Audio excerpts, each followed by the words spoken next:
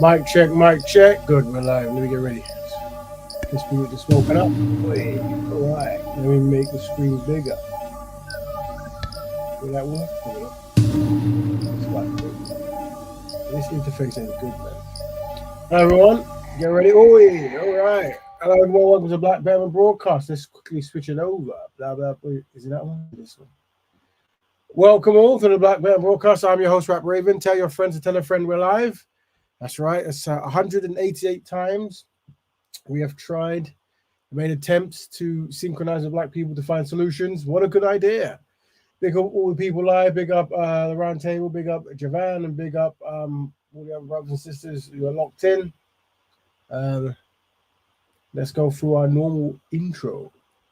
There you go. Let me just, sorry, you must forgive me, guys. I've literally just been sleeping, so I'm all over the shop to bed. All right, let's go through it. Cool.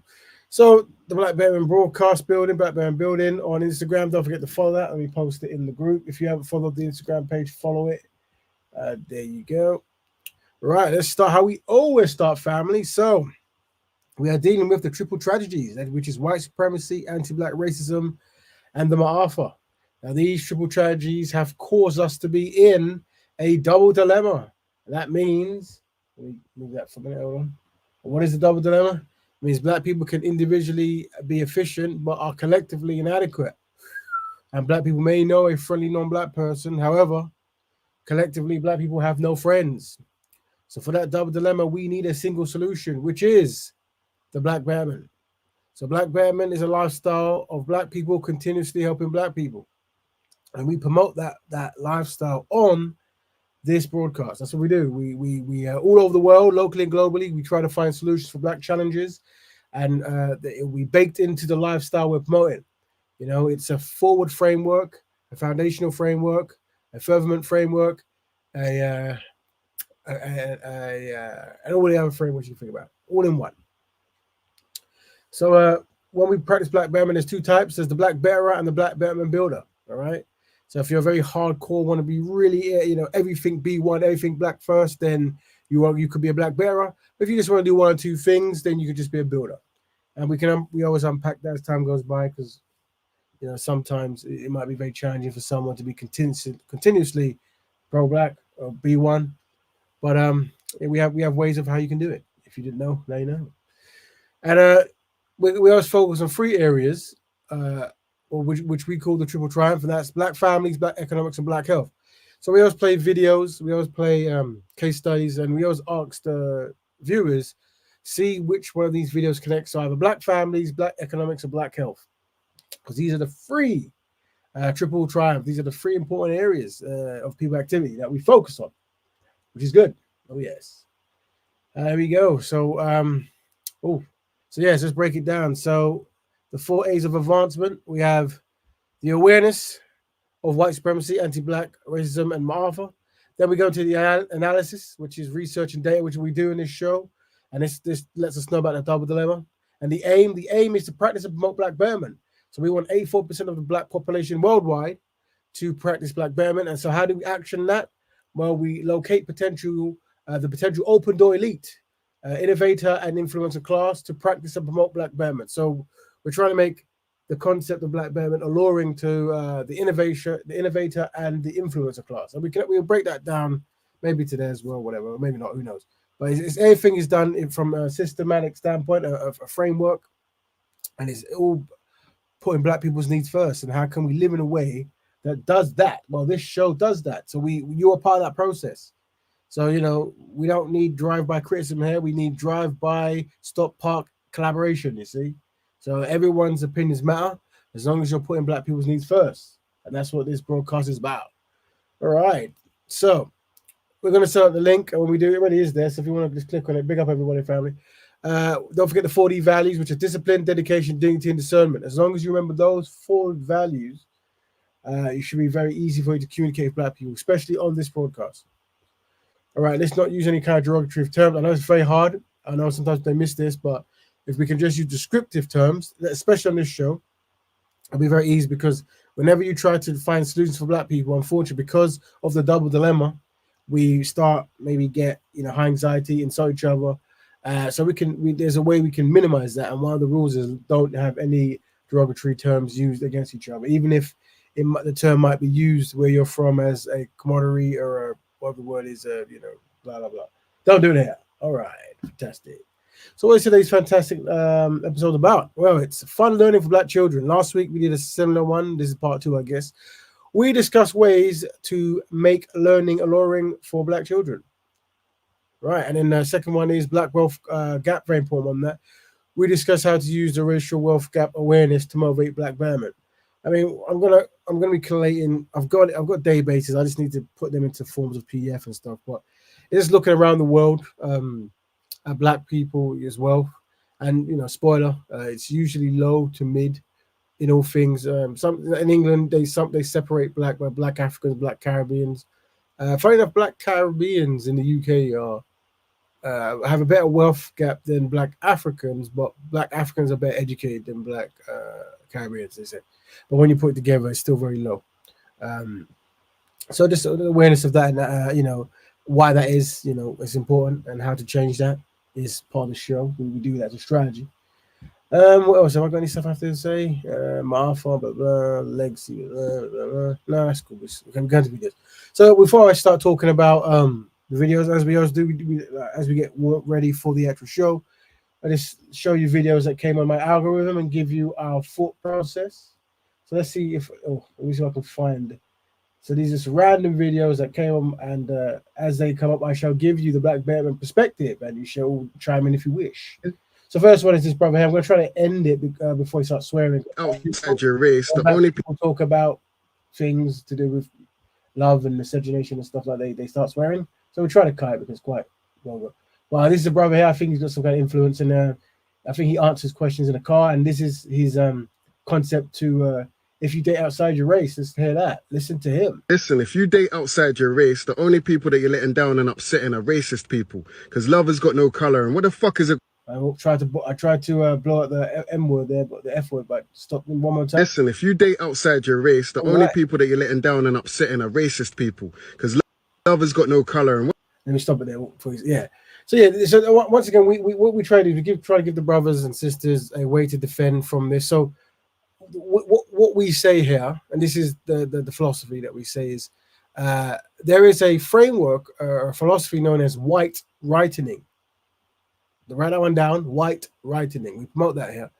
We promote the awareness of it here. And what that is, when Europeans stopped enslaving and mistreating and harming openly African people, Negroes, Black people, what happened is they had to have a worldwide philosophy to try to start the healing process. So the choices were, I guess, reparations, which they ignored. I think they thought what would be better is a philosophy of let's not see color. But they say every time we see color, we keep mistreating people. So let's not see it anymore. Now, what happened is Black people hear this philosophy and they think, yeah, that's a great idea. And what Black people forget is that philosophy is white writing. That's just for white people. Black people, you have to see color. You have to see love. In order for you to see your economics, you have to and to rebuild. You need to see Black people because you have to find Black people to fix Black people, and you have to definitely be constructive and marry a Black person. That is a very important thing if you can do that. So, unfortunately to the brother, you must see color, and hopefully, someone like myself can go on all these platforms and have one-to-one constructive discussions with these unsynchronized brown sisters to let them know that love not seeing color is ideology known as white rightening, and we need the ideology known as Black Betterment. And Black Betterment sees color. That's right. Black love has a color. And what color is it? It's black. So I big up that brother there just so he understands that basic kind of concept.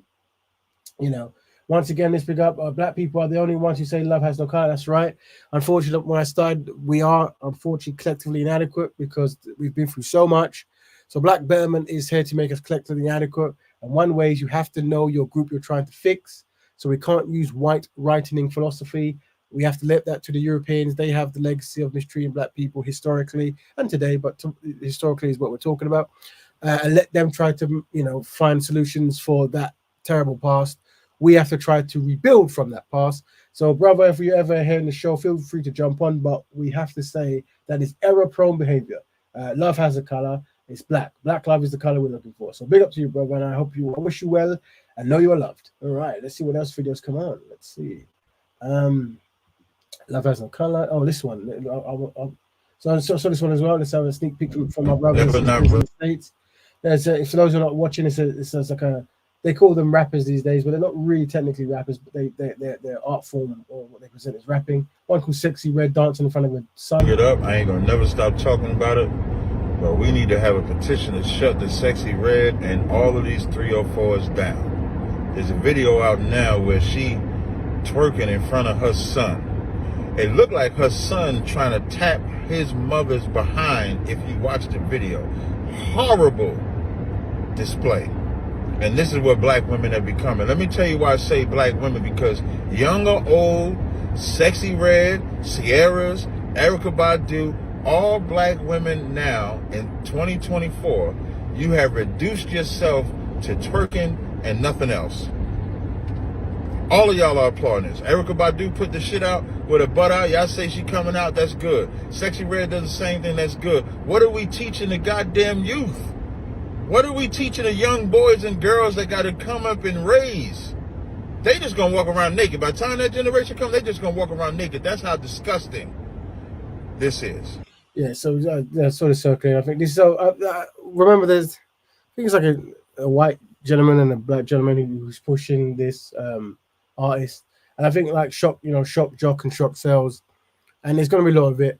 Being constructive is very controversial, but it's not the kind of controversial that labels want. Remember, when it comes to black people mistreating or undermining being derogative to other ethnic groups all over the world, they shut it down and they make black people go on apology tours and this kind of thing. But they promote and help and they push this kind of error-prone behavior. And a woman doing these kind of dances to her son, definitely not unacceptable. But we'll get click rates, whatever. So this is something that we're trying to work on. We don't really have great power to stop it because, once again, but if you're not really owning industries and stuff, whatever, it's hard for you to to stop things in the social network. But just there's awareness of this, and this is definitely error-prone behavior, and we want to end this as quick as possible, if possible. So this one, this is another story from the States, very important one. Too many videos. Let me just get rid of some of this stuff. Oh, I've got this one open twice. Should have done that. And what else is open twice? Oh, it's open already. So that's cool. We wouldn't be having this discussion. John, in hindsight, if he had patented it, we wouldn't be having this discussion. So this is about a buffalo wing origin story, John Young. So in America, very famous kind of way of eating wings. They call it wings, but it's more so the sauce that the gentleman's made. John Young is a man many credit with being the originator of the buffalo wing. He opened his first business on Jefferson and Carlton in 1963, where he started selling whole chicken wings. At the time, this was a part of the chicken that was either thrown away or used for stock. Young moved business up to Jefferson and High Street, but it was only once he realized sauce was boss that business started to boom. He was saying that the first 2 days that he opened the doors, he realized he had created a monster. People came from everywhere to get the wings with the mumbo sauce. Mumbo sauce, a tomato-based concoction, was brought to life at Young's third location at Jefferson and Utica. Many near and far remember the famous deal splashed across the side of his building, 10 whole wings for $1. Young had many friends at the time, including Frank Bellissimo, who would go on to trademark the buffalo wing with his wife many years later. Racial and social instability forced him to leave his business behind and take his family to Decatur, Illinois in 1970. His family says Young's inability to trademark and market his mumbo sauce is partly to blame for why they feel he's been written out of the history of the wing. Young left a handwritten account to his daughter of what he calls the truth. And until his death in 1998, his family says it pained him to feel that story was being erased. So in summary, there's a gentleman called John Young. He invented the buffalo wings, the mumbo sauce, I believe they call it, maybe the fusion of the two. And I think he's had a European friend and her wife. They patented the actual thing. So they make money off the recipe, whatever it is, and they've gone down history. But obviously he didn't, and he's not best pleased. And his daughters and that are trying to bring up that story. That's the thing about why we want to have black ownership.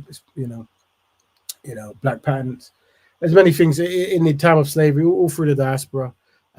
You got to understand, black people were doing a lot of the manual work, but because black people were enslaved, unfortunately, anything that our ancestors would have done would have been given to the enslaver, and they would have had ownership. There's a famous story about, is it JD? What's the drink? I'm not expert at the drink names. I think it's called JD. I could be wrong. I don't know, but there's a famous drink that people drink, and it was credited to an enslaved person, but obviously the enslaver patented it, and I think they tried to mention it in one advert. So I can't remember. I think it's JD or Jack Daniels. I want to say Jack Daniels. I should know this off head, but I just woken up, everyone. I'm half finished, so I think it's Jack Daniels. We might have covered a few. Yeah, there you go, Jack Daniels. So yeah, but Jack Daniels is just like the tip of the iceberg. You gotta understand.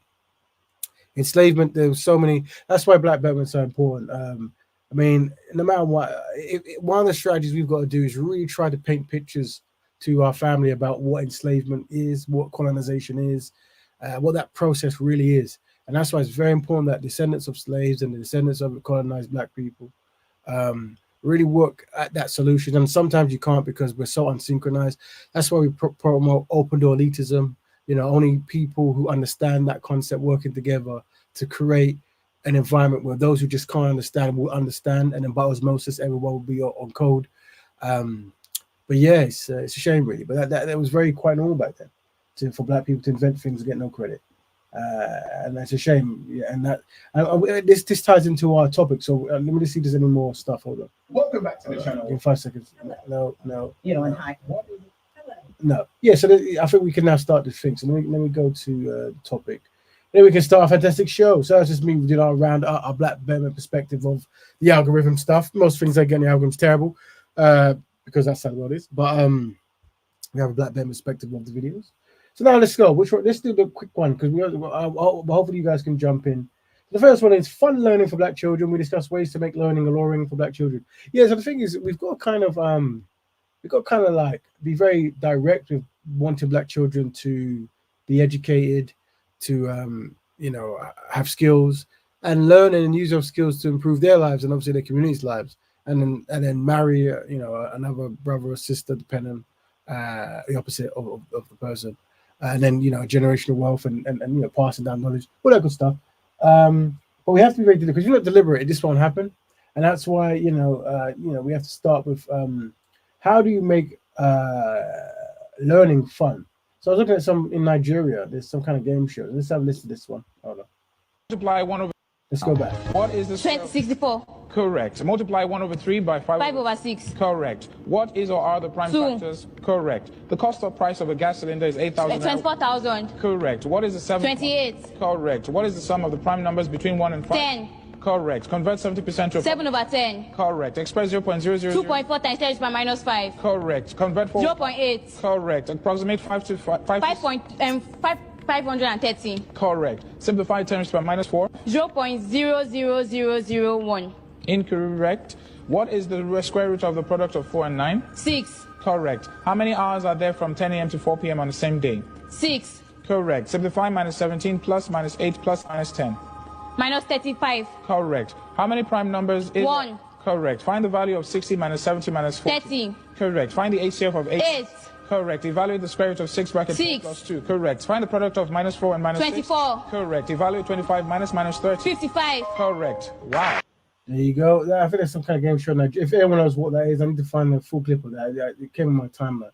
It was like some kind of school game show where they have, I think children, they come up and they test them in mathematics. I suspect other topics, well, maybe just maths. That's a good idea there. Having game shows for schools or children. I mean, you can start from YouTube. So rather than people, twerking and this kind of stuff on the internet, swearing and rapping and stuff, you can have game shows where you try to test knowledge, different levels. Obviously, make sure you don't want to do anything too, advanced, medium, entry, whatever. But that was a good idea there. And then making that competition, and maybe even like prizes. You have prizes where and the kids, they're influenced by this and they want to go on these kind of things. Just so you know, family, what we do is we come up with ideas here, frameworks and templates to further black people. And hopefully we can spark ideas that we can do ourselves, or we can influence others to do, or we can put things on an agenda. And we do it here. So, just ideas of a constructive nature. So we're looking at a video of a 15-year-old young lady, and in Nigeria, just very intelligent with the mathematics. And, she's on some kind of game show. That's a very inspirational thing there. So that could be an idea. I also came across this old video. Where is it? I think it's like they got a cartoon company to do some kind of like stuff. How many times It's in the States. So this is old. This is about maybe 90s or something. But they had a budget back then to do, I guess, black-orientated cartoons. The best thing I like about Tell Me Who I Am, no matter how many times you watch it, it never gets boring. That's the truth! This medallion is very important to our family and our people. It holds secrets about Botolo and much more. You must promise me, Nia, that you will never give this to anyone. Do you promise? Yes, I promise. I would like to encourage other families to experience Tell Me Who I Am and to share that with their children, to make those opportunities available to them. I built the pyramids based on the science of the stars. It's the same ideas and concept that powers boats and cars. I'm the father of modern medicine. You're the sick, oh yes I can. But you can't ride in my spaceship till you tell me who I am. Who I am. Yes sir, yes ma'am. A light bulb goes off up in my head. I'm gonna put. I found a link. Hold on, sorry. There's a link of some black positive cartoon stuff on YouTube. I'll just give you the link as well. I think you can click on it. There's like a playlist. I hope the playlist works of the whole lot of constructive black cartoons. Serious is, but Manny, quick, come here.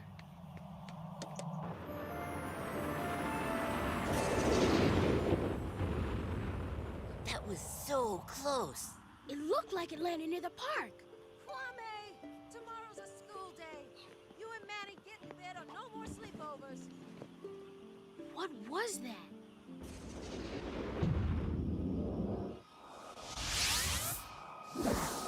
I look forward to the next video coming out, and my children do as well. They were very excited about the movie, and as a parent, I really appreciate all of the positive images and messages. Somebody's crying. Hey, don't cry. We can't think of a science project either. I'm Kwame, and this is Manny. I am Nia. Why are you crying, Nia? I have to get back to Timbuktu. I am from the 14th century, 1337 AD to be exact. The 14th century? We don't have a time machine. But we do. Tell me where I am. Tell me where I am. Tell me where I am. Tell me who I am. Father, mother, take me by the hand. Right, tell Me Who I Am animated series about the time travel adventures of Princess Naya, learning through entertainment. Does it have a date on that? Just that Kickstarter. Oh, what's that? That might be a Kickstarter campaign as well. Or maybe it's part of it. Check that out. Oh dear, I really missed that. What else is there? Is anything else? Blah, blah, blah. Very good, very good. That's cool. Actually, I remember covered that. The upcoming Kickstarter campaign to fund 13 more episodes. I mean, look, I didn't even notice that. I wonder. Let me type that in. Give me 17 seconds. Tell me who I am. Fundraiser. All right, let's see. Tell me I am fundraiser. Probably won't come up straight away. Tell me who I am. Alex and Marcus. Let's see. Should just come up, but maybe nope. Doesn't. Don't think that is it. Is there a link? I'll have to try to. Let me. Tell me who I am. Fundraiser.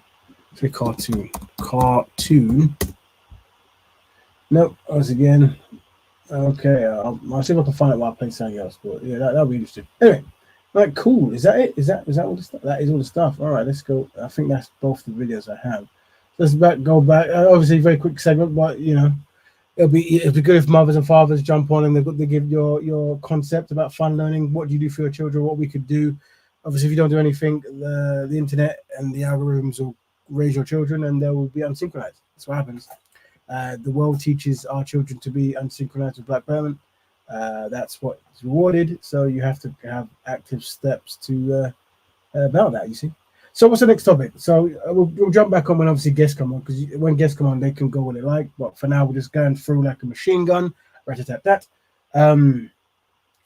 Black racial wealth gap. Okay, we discussed how to use racial wealth gap awareness to motivate Black Betterment. So yeah, just making Black people know that we're collectively inadequate is very important.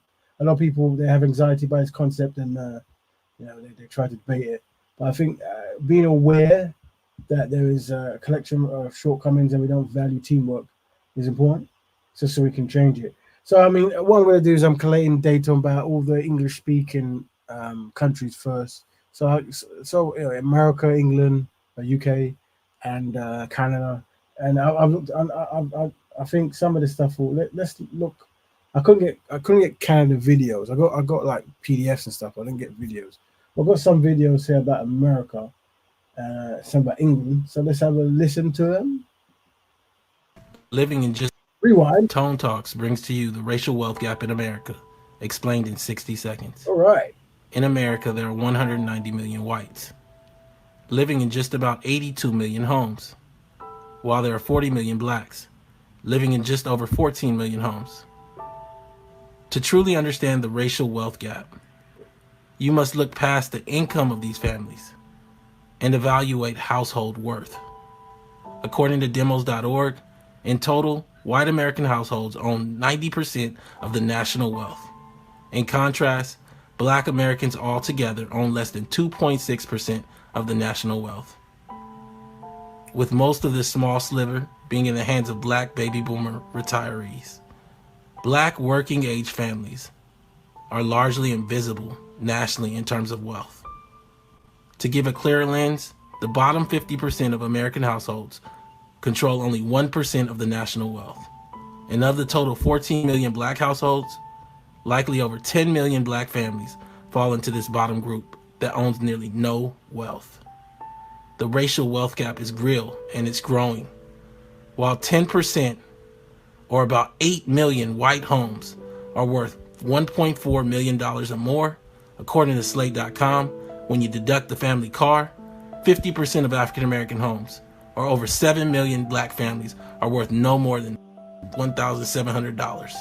Subscribe to learn more. Oh, and don't forget Tone Talks on that, bro. Follow his stuff there. The ADOS community, I think they call him. That's just another one now from TED Talks, from Tone Talks to TED Talks. We're talking today.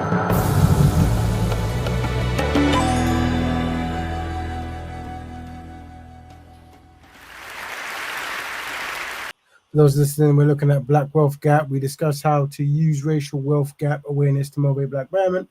And we're just looking at a sister from TED Talks talking about the history of enslaved people, her family, and how there's a challenge of having any kind of wealth and what it looks like.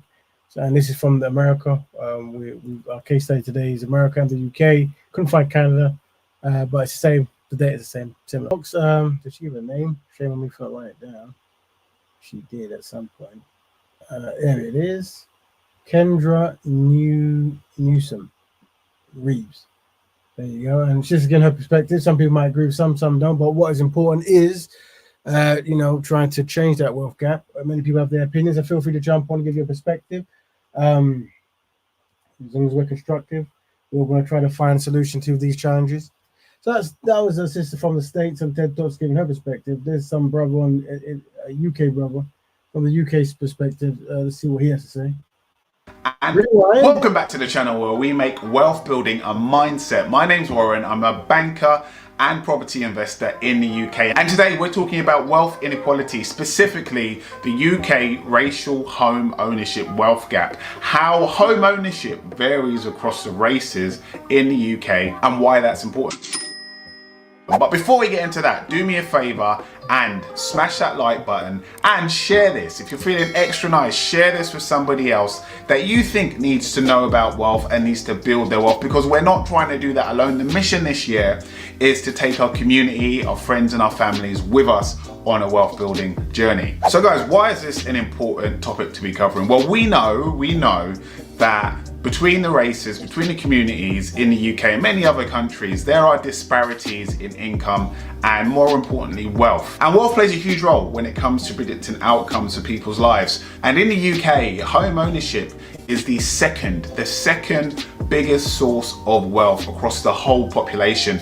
The price of property on average in the UK has doubled every 10 years since the 1960s. That is how valuable, how important an asset that property is. Now, having studied economics and worked in banking for my whole life, there's three things that I've noticed that the modern day economy, the modern day society wants from us as individuals. One is to work for as long as possible. Two is to pay as much taxes as possible. And three is to consume instead of producing. What do I mean by that? Buying, spending on stuff that we don't need, and this is me speaking from a banker's perspective, using debt to fuel that. I'm going to make another video at some point in the future on how the modern day economy is structured for us to rely on debt. Most Western, modern, advanced economies are deeply entrenched in debt, guys, but that's another topic for another day.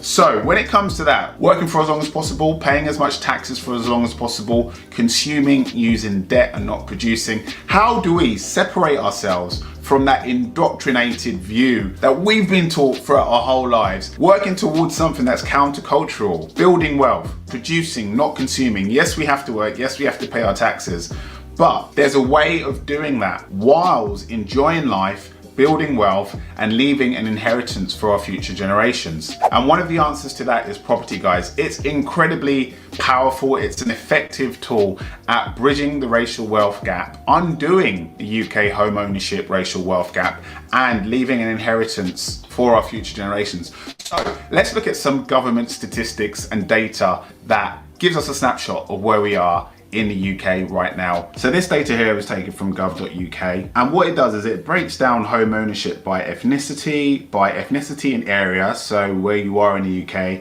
ethnicity and weekly income, and by age and group. We're going to focus on these two, ethnicity and area. If you want to see a video on wealth, specifically income by ethnicity, check out my other video, which will be linked in the description below and at the end of this video, on how income inequality varies across the races in the UK. So let's just start with some main facts and figures. This is basically a summary of the data below. So across So we see where this is the UK, we're seeing where black people are. England, 63% of households own their own home. So basically 2/3. 68% of white British households own their own homes. 74% of Indian households own their own homes. I believe the Indian community have the highest rate of all ethnicities in the UK when it comes to home ownership. The lowest rates are in the Black African community, just 20%. And the Arab community, 17%. So let's just take a walk through of all of the communities in the UK. So as you can see here, you have the average, which we talked about just now, and then it goes on to the Asian communities. And within the Asian communities, you have Bangladesh, Chinese, Indian, Pakistani, Asian other. Then the black communities, Black African, Black Caribbean, Black other, mixed communities, and then the white communities, which includes white British. For those of you who are not from the UK, British is, let me get this right, Scotland, Wales and England. British doesn't include Northern Ireland and the Republic of Ireland. You also have white gypsy traveller, white other, no idea what that is. And then under other you have the Arab and the any other community. Super vague that. So the white community has the highest rate of home ownership, 56% for white Irish and 68% for white British. And that makes sense, right? Because this is Great Britain where we live. The indigenous people of this land are white people. They were the first people on this land. So it makes sense that they have the highest rates of home ownership. Why? Because home ownership usually gets passed down through generations. So in the same way, if you went to, say, Nigeria, you'd expect the black community compared to, say, the white or Chinese or any other ethnicities to I think that's true. I think you go to Africa, many ethnic groups doing considerably better. Have the highest rate of home ownership because they've been there for longer. They've had a chance to accumulate land and to pass it down through the generations. So no surprises there. And then what looks to be second to me are the mixed race communities. So mixed race includes, according to these stats, white and Asian. That's why I said when we use this term mixed race, I'd say use mixed black or black racial, just so we understand that if we're including one parent black people, because obviously mixed race could also mean Asian European or European and Native Indian or whatever. So just to be clear, white and black African, white and black Caribbean, and then mixed other. Interestingly, out of all of those mixes, white Asian community have far and away the highest rate of home ownership. And when you look at the full Asian community, they're the second highest, what looks to be the second highest rate of home ownership in the UK. Indian way out there at 74%, Pakistani at 58%, and then lower rates of home ownership in the Asian other Chinese and Bangladesh community. If you're from the Chinese and Bangladesh community, let me know, is it a cultural thing? So back in Bangladesh and China, does the population tend not to own homes and rent instead? Because there are countries, Germany for example, where the culture is to rent as opposed to buy. Here in the UK, we're very much a nation that believes in own your own home, especially since Margaret Thatcher. She introduced a lot of policies that pushed us towards that in the UK. So let me know what it's like back in China and Bangladesh if you're from there or know people from there. So Asian community second, black community is third. And again, there's variances in the black community. You've got black Caribbean and black African. Those are the main two black communities here in the UK. And they're all below 40%. The Caribbeans are the highest, and then black African 20%. Again, similarly, are you from Africa? Africa's a huge, huge, huge continent. But if you are African, let me know back in your home countries. Again, is it cultural to not own your own home? Is it more cultural to rent as opposed to buy? Let me know. Very interested to know how things work. And then lastly, Arab and any other. I mean, who are these any other people? So vague. There's not even a key at the bottom explaining that, but Arab and any other community, lowest home owning communities in the UK. Now let's talk a bit about inequality, right? So why are there these differences? Specifically, I'm going to talk about the black community as a member myself. We can't talk about wealth inequality in the UK without talking about the history of how communities got over here. So to do that, we're going to have to touch upon the British Empire. So the British Empire, as you know, was one of the biggest land empires that's ever existed. And the British Empire extended across Africa, the Caribbean, and India as well. Some of the first people to come to the UK during the Windrush after the Second World War to assist the country in building back and regenerating itself because of the damage that had been caused to the infrastructure of the UK by the war was the Caribbeans. They were invited over by the Queen at the time and became British citizens. There were some Indians too, but not in the numbers that there were from the Caribbean. A lot of them faced discrimination. My grandma's told me stories, your grandparents might have as well, but things like opening a bank account. A lot of the Caribbean community who came over were shut out from being able to open banks. So they had to do a community form of banking called the partner. So even though that was a form of being able to raise capital, it was nowhere near what they could have raised through having access to traditional banking like normal people. Another aspect is the jobs that they took when they came over. So mainly lower paying jobs, things like postmen, bus conductors, nurses, train drivers, right? They were essential jobs, but they weren't high paying jobs. So again, they weren't director level jobs in banks or legal professionals, doctors, surgeons, etc. Why am I talking about this stuff? As a banker who's worked in credit risk, who's underwritten loans, studied economics, access to credit, access to loans, and having a well-paying job are really important when it comes to acquiring property and other assets and building wealth. Now, this article in The Guardian links to what I'm saying. It doesn't go into the history that dates back to the Windrush and the World War, which I just gave you, because that's important, but a lot of these articles don't, but that's okay. So this article talks about the distinction between this lady's white friends and black friends who were looking to buy houses. So the black friends had parents that weren't able to help them, weren't able to provide assistance with the deposit for a house, because a lot of them were in social housing to begin with. Social housing is government assisted housing that is offered at a discount. So essentially her parents didn't own houses that they were able to take equity out of and give to their children to help them get onto the property ladder. And then also further down you see here that a lot of the ethnic minorities live in cities, basically where properties are more expensive. So a property in London is a lot more expensive than a property on, say, the Isle of Wight or Cornwall or Devon. And it's the same in most countries throughout the world. Major cities of the country are more expensive to live in. Also talks here about jobs. So a lot of black and Asian workers find themselves in precarious work. I mentioned just before this about the menial jobs that a lot of the Windrush generation went into. And in my other video, when I talk specifically about pay and salary in the UK, you will see that the proportion of ethnic minorities in high paying jobs in the UK much lower compared to the white community. Again, that has an impact on what you're able to afford, how much money you're able to save and invest and build with. It's all linked, guys. And then this point right here touches on what I just said about parents not being able to take equity out of their own homes and give to their children to help them onto the ladder because they're living in social housing. You don't own a home, you can't take equity out of it and give it to your children. And all of that exacerbates and prolongs wealth inequality, and specifically the racial home ownership wealth gap in the UK. So guys, I hope you found that interesting and useful. Just some stats and some information more than anything else on how home ownership varies across the races in the UK, and hopefully makes you think more about investing in property and working against wealth inequality and uplifting our children and our communities when it comes to accumulating wealth and passing it on. Guys, do me a favor. And by the way, guys, if you're looking for a tool that helps you analyze property deals, calculate stuff like the return that you can make, the profit that you can make on a property, how far up in value is expected to go, its likely rise in value over time, check out my dashboard in the link in the description below. I'll see you guys soon. All right, follow that brother. What's his name? I think he has his page there somewhere. Where is it? Where is it? There we go. Is it the Wealth Warren? I believe. Just follow him if you can. If he hears his show work, we're using your thing as just a case study. So feel free to jump on.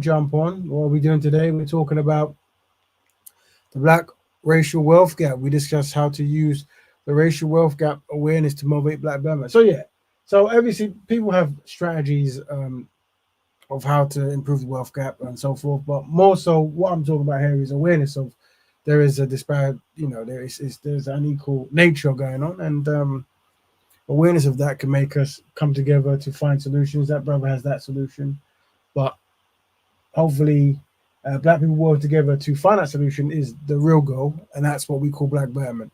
So whether you want to go into ownership or whatever it might be, or own assets or investment or starting a black bank or whatever it might be, who knows, right?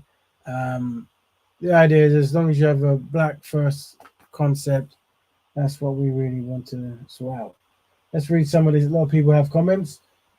Location is key. The majority of Black British people live in London. Older Caribbean people own houses because they arrived and bought before the house price in London went mad. Sorry. That's by Brother Foster. What else we have? Indians and whites are doing better than most Africans in Africa. Yep. Plus Chinese. So I think it was brother there was talking about the gentleman was saying that white people are doing better here because they've been there many generations, while in African countries Africans would tend to do better. But unfortunately, when we look on the continent, we tend to find that foreigners who go there might have an advantage for many reasons as well. So that's something for us to keep a note of. Okay, what else we got? If you have an organized community, you don't need to rely on the government, financial institutions for access to capital. So there you go, brother. There, we're talking about getting organized as a community. The problem is people operate as individuals. So Black Betterment is a solution that challenge. It takes everyone to think as a collective. You see, that's the idea. The problem is that we continue to operate as individuals. The solution is cooperation and organization. Big up 10 points to that brother there. Kila. I'm saying name. I butchered your name, but my glasses are very small, so forgive me. So you can jump on and say your name's better than me. All right, welcome back, brother. Welcome, Black Betterment. What's up, brother? How you doing? Very good. So it's always good to have you back. I think you jumped on last week, but I think the connection disconnected. Yes, sir. All right. So this week we were talking about, and you're based in the States, is that correct? Yes, sir. Excellent. So we'll just look. So we can get data. It's quite easy to get data on the States and the UK when it comes to the racial wealth gap. And I'm trying to. What we're doing is I'm getting like English speaking places, and then we're gonna probably focus on Spanish speaking places. But the Spanish speaking places, it's much more. Black people are not really covered that much. They're more marginalized from a media standpoint, unfortunately. but that's one topic. But also fun learning for Black children. We discuss ways to make learning alluring for Black children. So this week the two topics are Black racial wealth gap and fun learning for Black children. Do you have any kind of opinions on these two topics at all, brother? At all? Yeah, I came to comment on the wealth gap. I feel like, well, not even feel like, based on the data that we all know is always circulating, we just have to be extremely, way more tactical with the way we move. I feel like the solution to it all is just organization. Right now in America, we're having this. It seems as if it's like a reverse back migration down to the south, which is a positive thing in essence, because really in most southern states the home prices are cheaper and the cost of living is cheaper, which is why most Black people are moving out of the cities. But the thing is, we're still not moving organized, and people are still continuing to be consumers. So if we concentrate in the states where we already have a stronghold in the population, we can get representatives as far as politically, and then definitely cooperating from acquiring real estate and becoming manufacturing hubs, which is the real reason why we don't have any real wealth. We don't manufacture anything, which we all know. Once we tackle that problem and really get into relationships with people in Africa, that would be a very, very effective solution towards that. As far as from a manufacturing standpoint, because we know they all have the raw resources. Nice. So if we build those bridges, even within the Caribbean with their resources, it would be cheaper to have manufacturing in those Caribbean nations. So yeah, just doing that, it's just tactics. And the tactics have been laid out before by other people that are economists and way more privy to more information and way more well-read and studied than me. So it's just implementation, and it's just getting the right people around to organize and disseminate the information. Very important. So the brothers is breaking things down there, the strategy and tactics of it. And I think that's what we do is we try to make the awareness there. I think we can always break down to the 4 A's of advancement. We have awareness, analysis, aim, and action. So I think in this kind of, awareness is that we're obviously going through a challenge. I think the brothers were saying in the comment that unity is key, at least like solidarity, a team-based initiative. We've done the analysis already. That's what these brothers have done in the video of showing that we're high consumers. We're not really producing. We're not really circulating our pounds, and we could really, be getting into the industry kind of mentality, and maybe even having Black countries produce certain things for Black ownership. We said there was a video earlier about patents and owning your own copyrights and reproducing your own products, and that being patronized by the Black community because it adds value. So you have your aim. We want to aim to do that, and then the action is to do it. But it's just awareness, I guess. It's just what we're doing here is that concept. But that's why Black Betterment is important, because it's the lifestyle, the training of how do you be one everything, And I think the brother was saying that with the cost of living, and this is the same in the UK, and I expect Canada as well, where inner city living gets more expensive. So some people, they're choosing to go to cheaper places where they can afford. But this thing of doing that as a team and make sure that they find ways to circulate their money and also to be producers and not just consumers. That's also very important. It's okay to when you're young and coming from school and stuff to follow other community groups and work for and go into other companies to learn certain trades and tricks. But you're gathering that data to then one day be able to go back and form your own kind of economic base. So as long as brothers and sisters are aware of that, that's why we promote Black Love is important, because once again, your wife and your husband, whatever, they're part of your economic dynasty and inheritance and making things. I actually read a story about an actor, the guy who plays a character in Star Wars and Breaking Bad, the black guy. I think his name's Gus. I think anyway. I think he himself might be of some kind of ethnic mixed background. But I think he married a European, and I think he was talking about killing himself before he got the job, and he wanted to kill himself so his wife and children inherited some kind of insurance. So already, even the very grim concept there, and the brother was unsynchronized by not being a Black person, but that shows you that when you know, a lot of people are aware that, you know, things you own and assets and insurance, whatever, your family inherits. So you want to make sure you're picking the right kind of family, because that's how teamwork works. You know, you bring your people, we bring our people, and blah blah blah. There you go. So, family, we for those in the audience, feel free to click on the link to jump in. We're at the first half an hour, the first hour rate, and the two topics are as follows: fun learning for Black children. We discuss ways to make learning alluring for Black children, as well as Black racial gap. We discuss how to use racial wealth gap awareness to motivate Black betterment.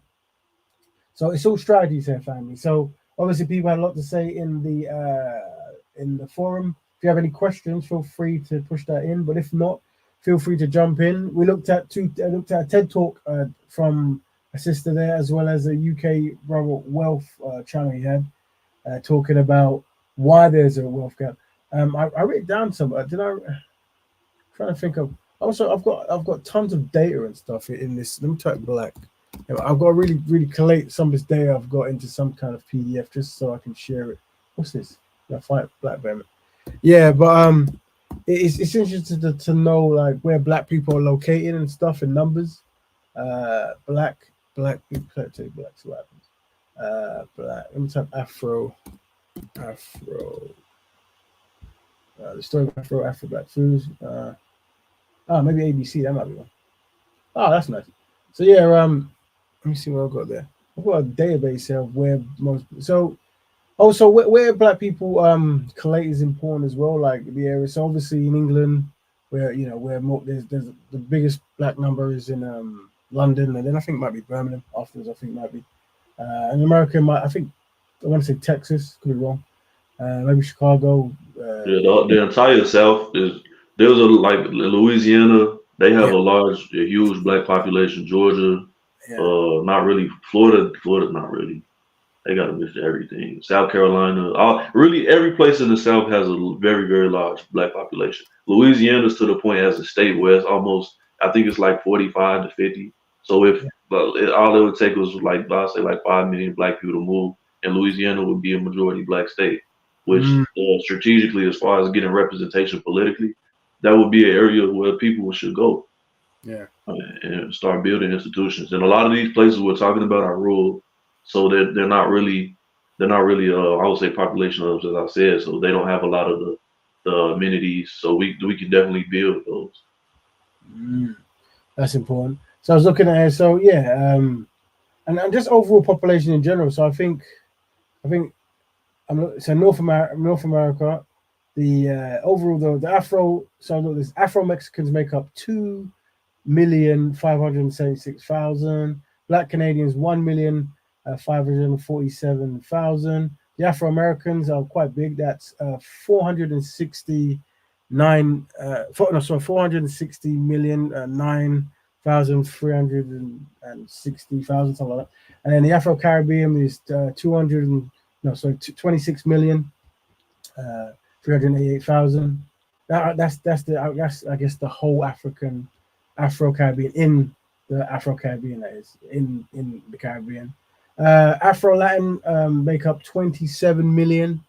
And then if you go around, you have what they call Afro Arabs, which is 11 million. Beta Israel, which is 172,000, very small there. And in Europe, the Afro Europeans, or people of African descent in Europe, make up 8 million in Europe. In Asia, the Sidi community make up 2 million. And then that's pretty much it. And Sub-Saharan African make up over 1 billion. So that over 1 billion there. I'll see if I can put that data in a sheet stuff for you guys. Just because also knowing, because when we're talking about building industry and stuff, sometimes you would like China and stuff. They'll get factories done in China. So the question is, where would be a good place to have factories if you wanted to ship things? Some countries with high Black populations, or maybe you create industries there. Maybe a certain country that has a certain resource. I know like shea butter or whatever it might be, or even phones, even like cobalt or whatever. But you actually ethical stuff, whatever, and just like I said, we don't necessarily have the skills in this particular platform, but we talk about what skills are needed, and others are welcome to jump in to actually find the ABC kind of plan of how to step by step. But what we definitely do know is you have to want to do it. And so the philosophies that we're talking here is that to make the young children want to do it. And that's why we say fun learning for black children, because we're talking about black racial wealth gap, but you can't really change that if the children are not learning how to be synchronized with Black Betterment. So that's why we're saying like that discussion of how to make black children want to be economically savvy, want to build institutions, want to do ideas. And that's why we were showing cartoons of black people, black kids learn the history, innovative stuff.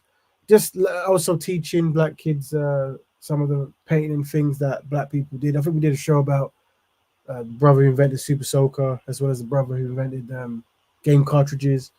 There's a lot of things that brothers and sisters make, but no one knows. So it's up to obviously black people all over the world to show that ownership and all that good stuff there. So greeting, Sister She Reigns. Welcome, sister.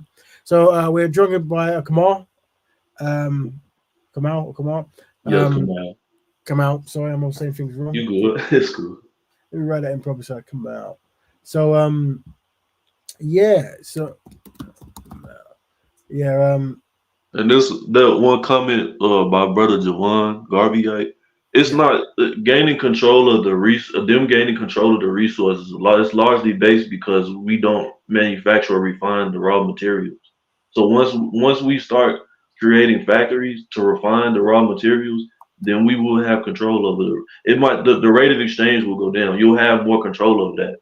When you don't have the ability to refine the raw materials, then the person that's refining the raw materials, they control the prices of everything, and you're gonna buy it back from them.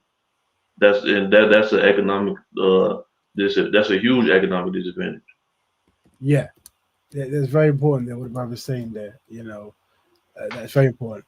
And that's what we want to be one as much things as possible, and definitely being producers of that. And having the middleman be a black person, if we need one or two, is always going to be beneficial. Correct. And so, but once again, it's the ideology. It's that concept. It's because it's making brothers and sisters be aware of that. We were showing this brother here. About this quick things. Listen, here. if you date outside your race, the only people that you're letting down and upsetting are racist people, because love has got no color. And stopping there before he starts effing and blinding. So yeah, what I'm saying is this brother wasn't raised to understand B1 philosophies. So he's been raised to understand white right-wing philosophies, and that's why he's saying. So know that the easiest thing for a brother or sister to say is about love has no color, but the same way they brother and sister will think about love has no color, the same thing they'll think about economics. You see, they won't value Correct. trying to find black-based sources or black trade partners or black ownership or copyright or even having black intellectual properties. And if you need to sell it to another black person rather than selling it out. These are not the kind of things that they'll. If a person says love has no color, immediately they will not care about black ownership. You see, it's just the first telltale sign.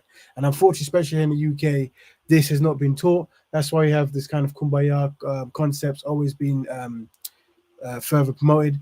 And that's why we need to. That's why as soon as we hear it, we jump on it. We have to try to find philosophies to make these basic concepts, which is black families, black health, and black economics, the triple triumphs, make those things alluring. You see, let's go by show that diagram. Well, there you go.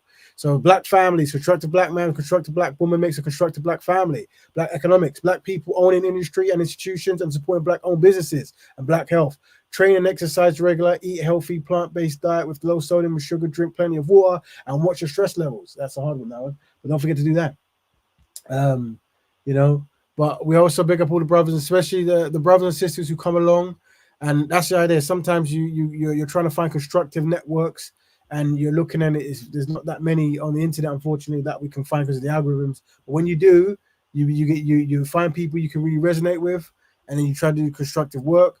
Big up all the brothers and sisters who come back to the platform because they realize that this is what we're about. And the idea is, hopefully, we can help you guys, regardless of wherever you are in the world, to find these kind of networks. But it starts with the wanting. You see, one good thing about this platform is the people confess they want, for the most part, right?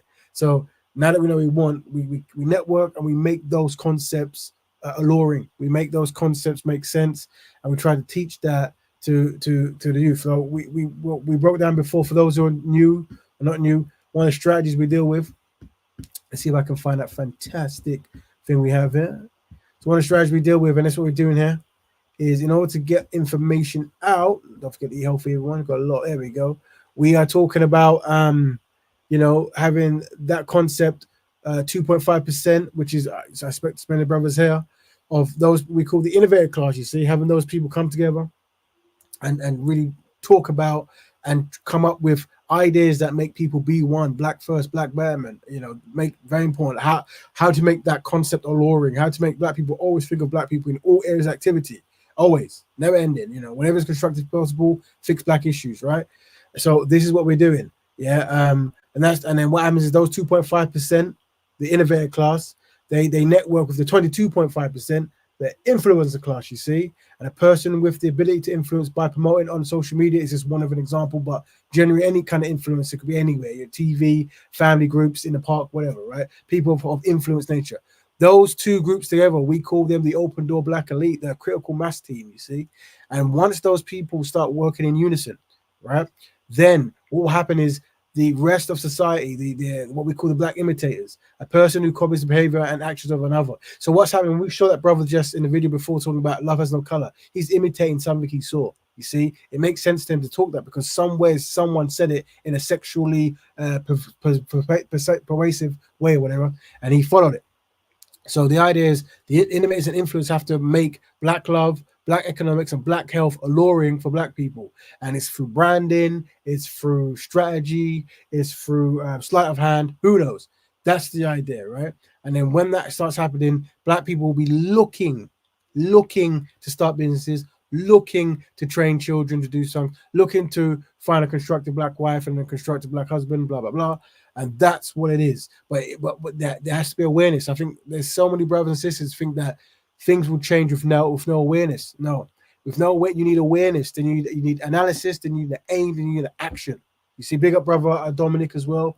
But Raven, could this work even if there's only a majority of us? And this sounds like a question. But Raven, could this work even though there's only a majority of us that really want Black men? Good. That's a very important question. We big brother. Yes. So this is if you Google because I work in marketing, right? Well, I have for most of my life, and how it works is most things start by a very small people, and the idea is you get this idea, and this works in reverse when it comes to the destructive things as well, especially in the Black community, right?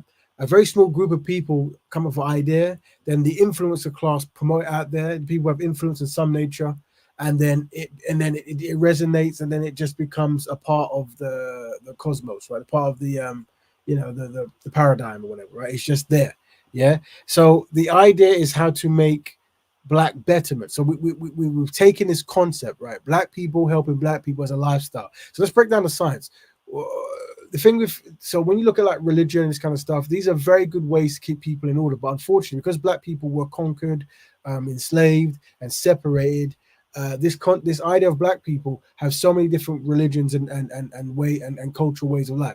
So to just introduce a religion will cause conflict and war. So we can't do that. But what we can do, or it might take forever, what we can do is influence something similar to veganism. You see, where it's like, oh, you can have your religion or have your non-religion or whatever, but still there is something that keeps you synchronized with everyone else. And that is Black Betterment. So that's why the idea, the lifestyle of Black Betterment is key, right? Now, obviously we churn out ways of living here, but we need more innovators, people who are synchronized with Black people to come up with concepts of Black people helping Black people. What does that look like? Like in all 10 areas of people activity, what does that look like? In family, in sex, in war, in economics, I've forgotten 10 now, but in all, I think Lily Fuller and Francis Wilson churned it out. I think I actually written it down somewhere on this actual list. But yeah, in all the 10 areas of people activity, what can we how can we promote that and have experts in those 10 areas coming up to platforms like this, other platforms? And what will happen is when other Black Betterment will come to this show, maybe they're from Canada, maybe Ethiopia, maybe America, maybe Jamaica, and then in their lands they will create Black Betterment broadcasts themselves. They'll call it something else, whatever. They have their own, but B1 and Black Betterment will be the kind of concept, and then we'll be networking, right? And then they'll become up ideas, and we'll be borrowing off ideas like that works in your land. Let's try it here.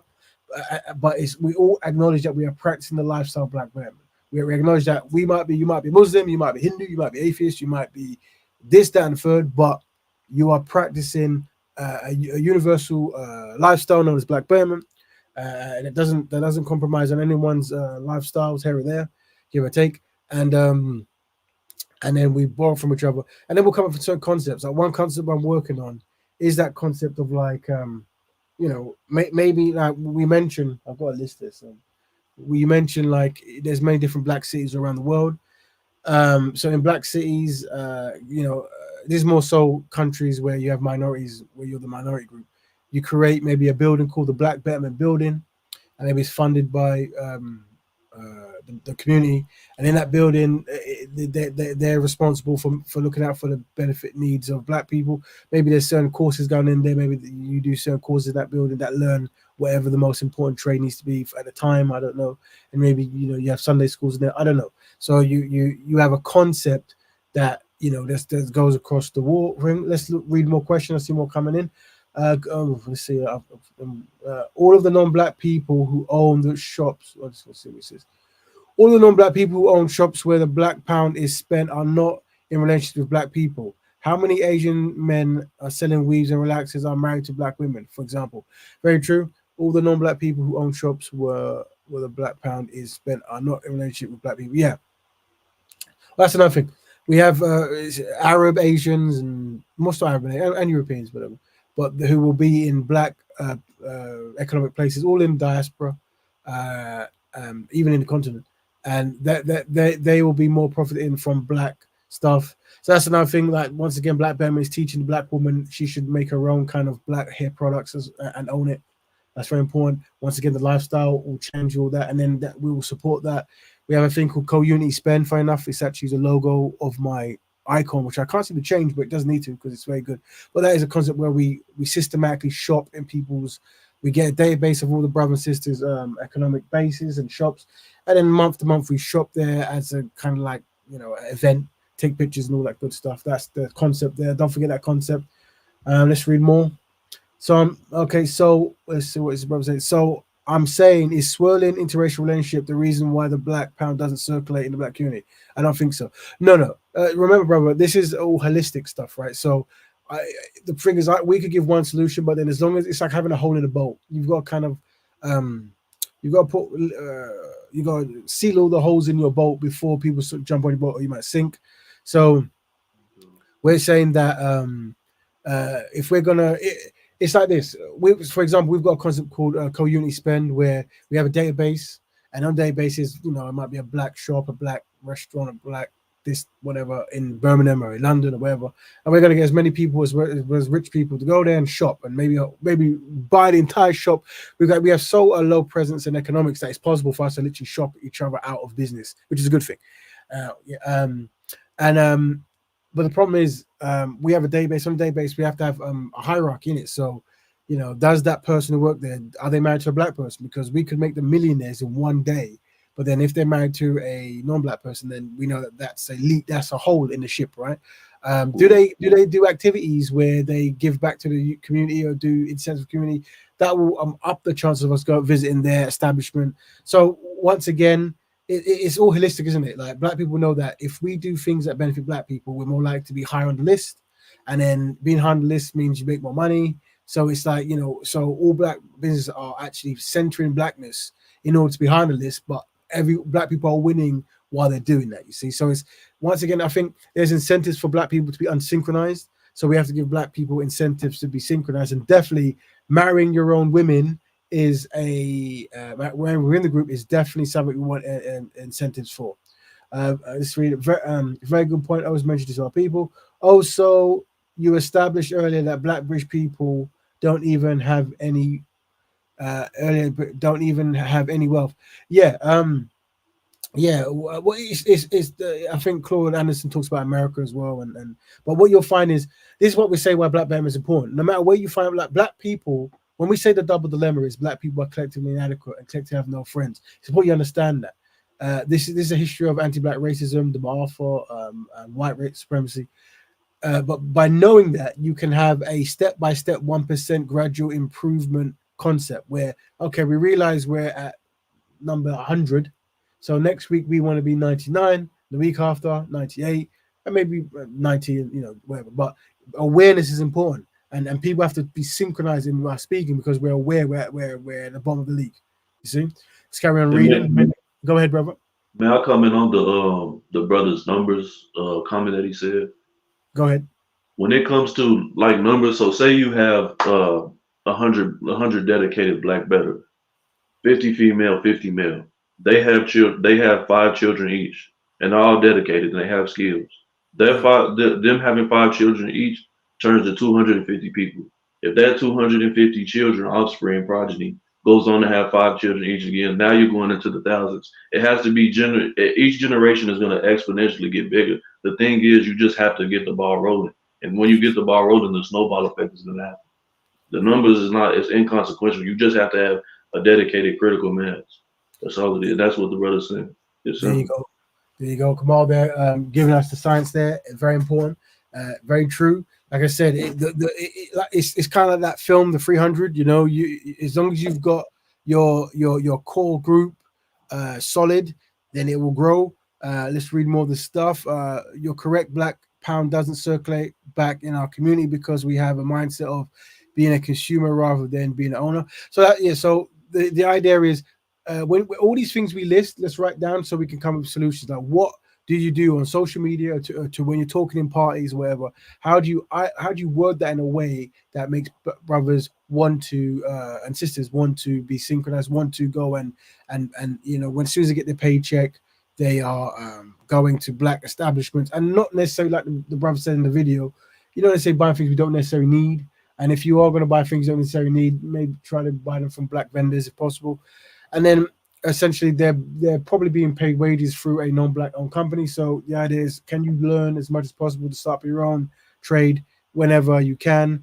So you always find a way, like, and that's why having like a concept where you can articulate to yourself at first, what is it that you do that is beneficial to Black people? So when I debate and people try to really shut down the things I'm saying, people think I'm trying to be defensive when I ask this question, but it's actually more of a collective concept where it's like, I ask the brothers or sisters, what is it that you do that benefits Black people collectively? And that's a very important question, because anytime you step to any Black Betterment debate, you want to try to think in your mind, what is it that I do? Because if you're not doing anything, then let us find something. It could be very small, very big, but something that is consistently trying to improve Black people. So that when we're talking, we can go, well, here's what I do. I run a kind of network group on Facebook. Or I've got a shop and we sell this. Or well, I promote this in this kind of magazine and I've got like a section and blah, blah, blah, whatever, right? But there's something you can say that I'm doing this activity that is to promote Black Betterment, Black people helping Black people, Black issue. Very important. Yeah, because sometimes we actually can't quantify what we're doing. And I think there's actually a value in being able to do that. So I used to work for a patty factory in Brom, and all the people on the floor were Black, and all the people in the office and management were white and Asian. Yes, so this is what happens. This is why we're saying with this concept of going to patronize businesses, we want Black ownership, and we want definitely if that Black business, the owner is married to a Black person. This is the strategy. Like, we're aware, so being aware of this, because the thing is, we're always 20 steps behind. So what will happen is, we'll support something like Black Panther, right? Which is good. It's good to see Black people getting paid, blah blah, and African stuff. But then you know that the copyright is owned by a European, and the European makes choices. So when number 2 comes out, they probably won't be any Black people at all, whatever, right? So it's about even though we want to support Black people in all places and different stages, we understand that Black ownership is primary. Yeah, Black ownership, because what will happen is once we start getting synchronized, and people are realizing that Black people are patronizing black ideas, non-Black people will start putting Black faces in white and Asian owned things to get Black customers, right? Because they realize that Black people only buy, they're strongly synchronized with Black stuff. So as long as you are aware that the primary always is Black owned stuff, and Black, love and all that circle of life good stuff, right? So, and then Dominic has replied, said, interracial relationship is a different problem. So I agree with you. We have been spending our money on white people business way before interracial relationship. Yes. So Once again, holistic family out there.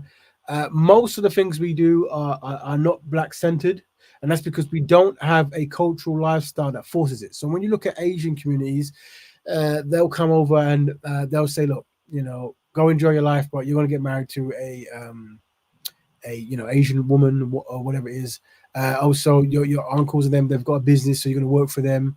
Our culture is this, so we always will go to these shops to buy our fabrics, our food, and it happens by osmosis of them. It makes no other sense because they've commoditized their culture, and and they don't even know they're doing it. If you talk to them, they won't even know they're doing it, right? It's all mag.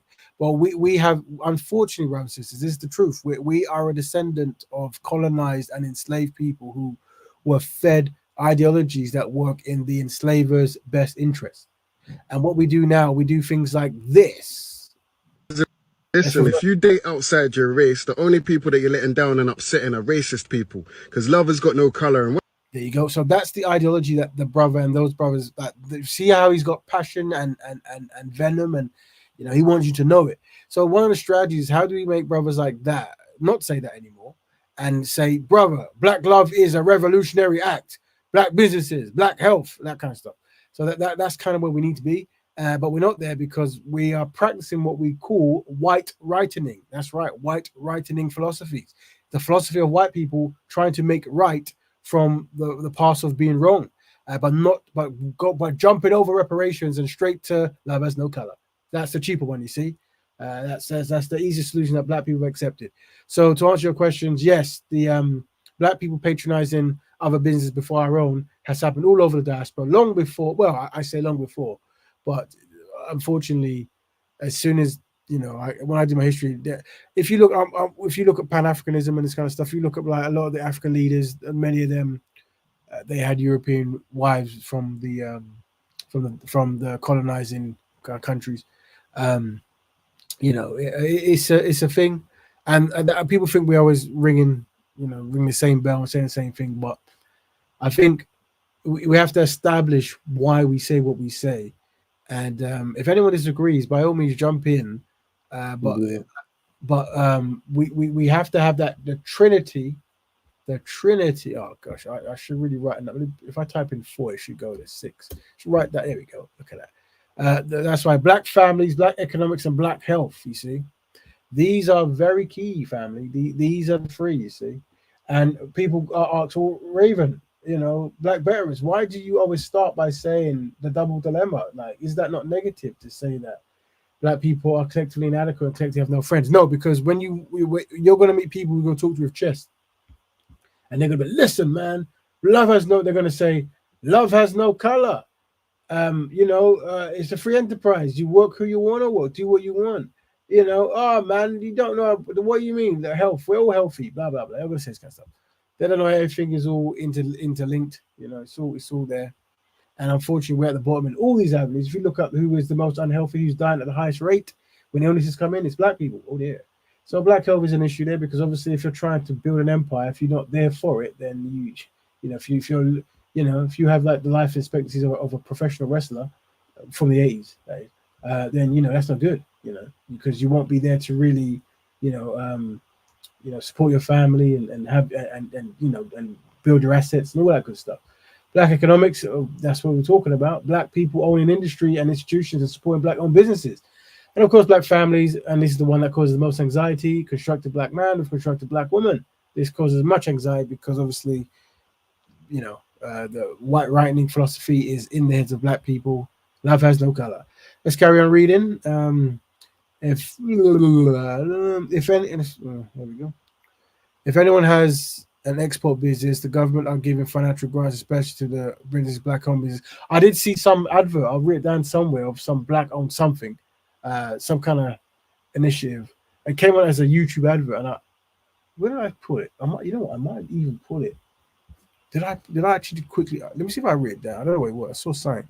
Oh yeah, it might be this one. Let me check. Let me see what it is.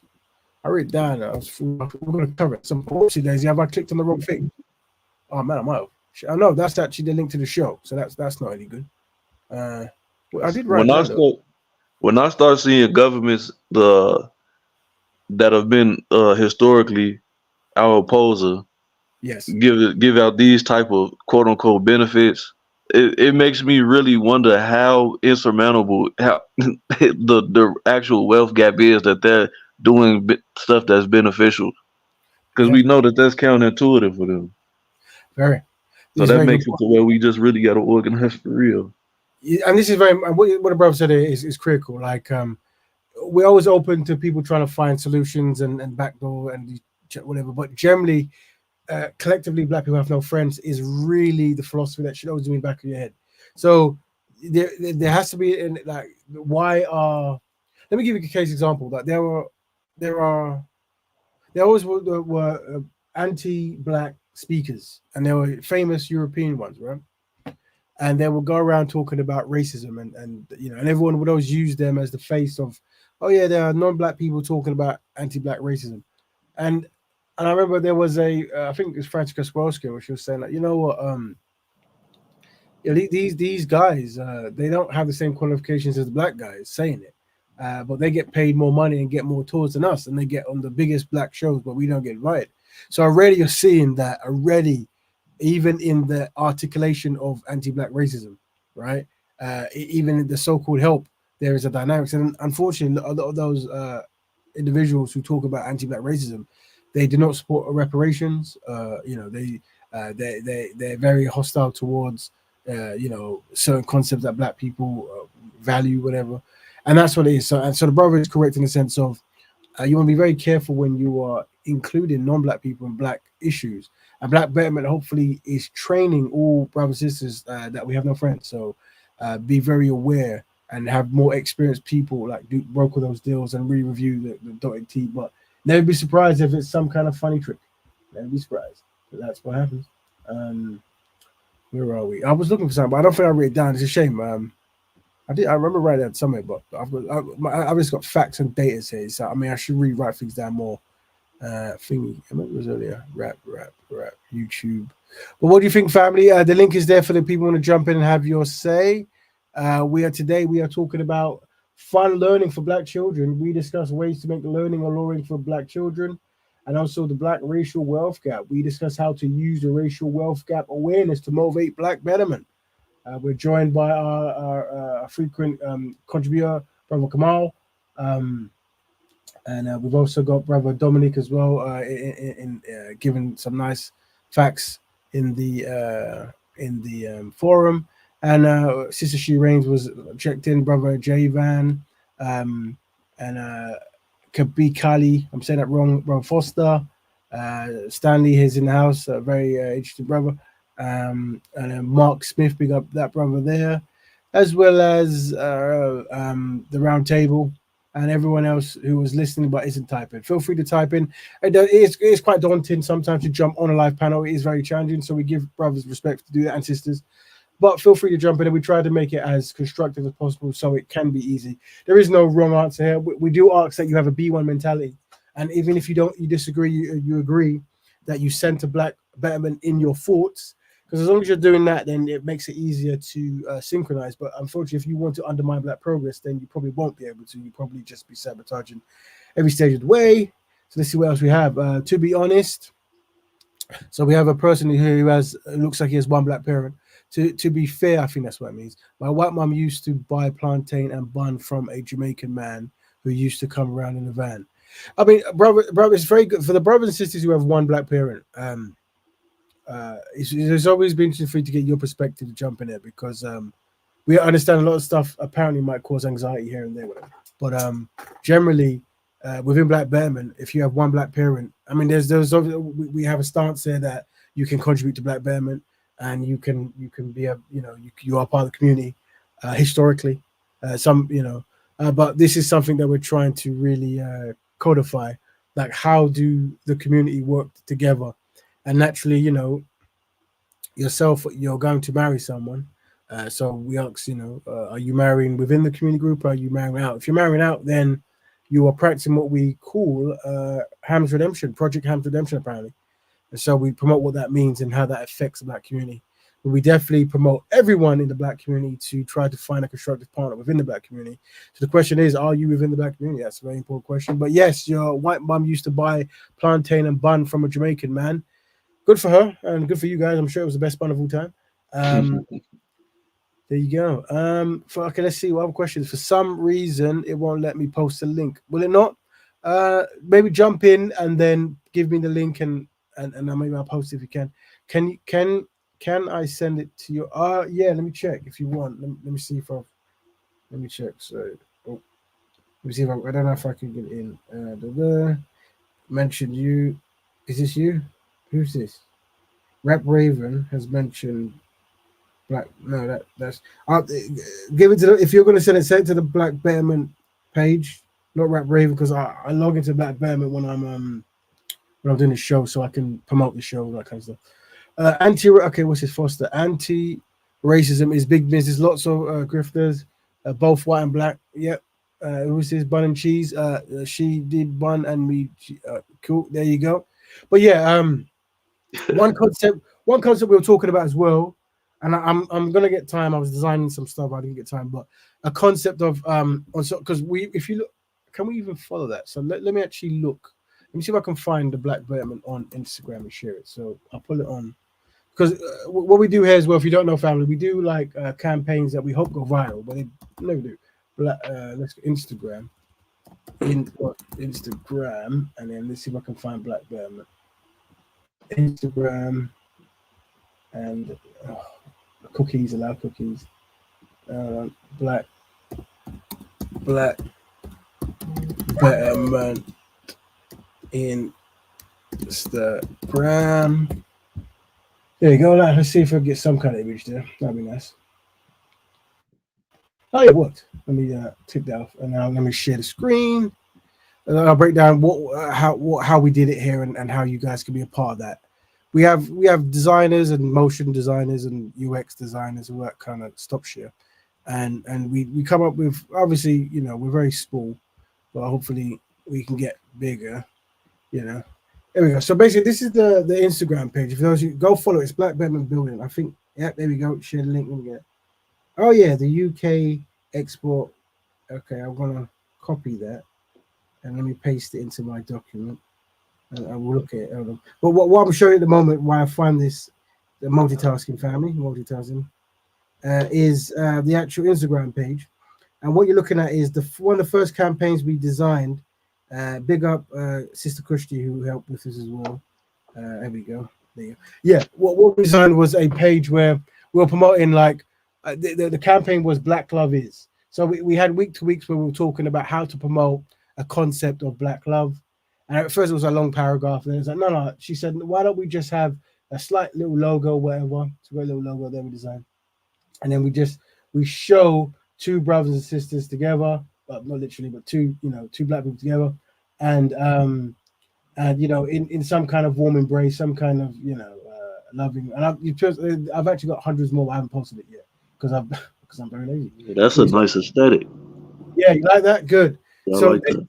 So this is what this we've got a few more I've got to post. So when I get time, I'll do more. I will make more. But this is when we talk about the triple triumph, this was the campaign that we designed for the Black Love Is, So now the next state I recommend we do is I think Black economics, right?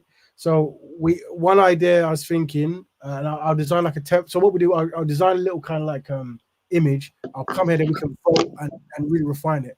But maybe a concept of like you have a product, you have a logo, and you have the owner, and it might say Black economics. I don't know. It will say some kind. It's like Black Love Is. Yeah, that's a good idea. Do you know what I mean? So yeah. so maybe Black economic is, and then maybe we show, So we show the product, and we show the owner, and then we show the company maybe. So, and I'll see if I can mock sign off. So maybe that might be the campaign. Black economics is, and then and maybe we might show images of Black people as well buying from Black.